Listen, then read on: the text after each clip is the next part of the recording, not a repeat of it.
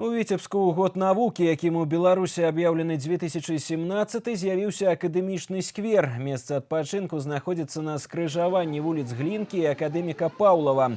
У добраўпарадкаванні тэрыторыі прынялі ўдзел прадпрыемствы Першамайскага раёна Віцебска. Вясной на суботніку тут пасадзілі дрэвы, потым абнавілі футбольнае поле, устанавілі новыя лаўкі, ліхтары, велапаркоўку, спортпляцоўку, прывялі ў парадак прагулачныя дарожкі, замянілі бліжэйшы аўтобусны прыпынак. Жыхары мікрараёна прыйшлі на ўрачыстае адкрыццё акадэмічнага сквера, нягледзячы на пахмурнае восеньскае надвор'е.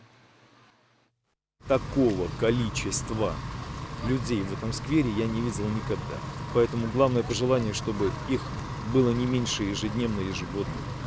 Ну и чтобы администрация не стояла на месте, двигалась дальше, но вместе с жителями микрорайона. Облагородили этот участок земли, положили хорошее дорожное покрытие, на котором дети могут прекрасно на гироскутерах, на скейтах кататься. Создали уют в этом скверике, что хочется и в непогоду сюда идти отдыхать.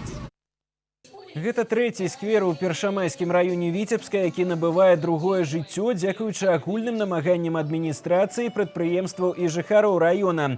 Летась у самым вялікім па плошчы і колькасці насельніцтва раёне абласнога цэнтра добраўпарадкаваны таксама месцы адпачынку на вуліцах Першай Пралетарскай і Максіма Горкага.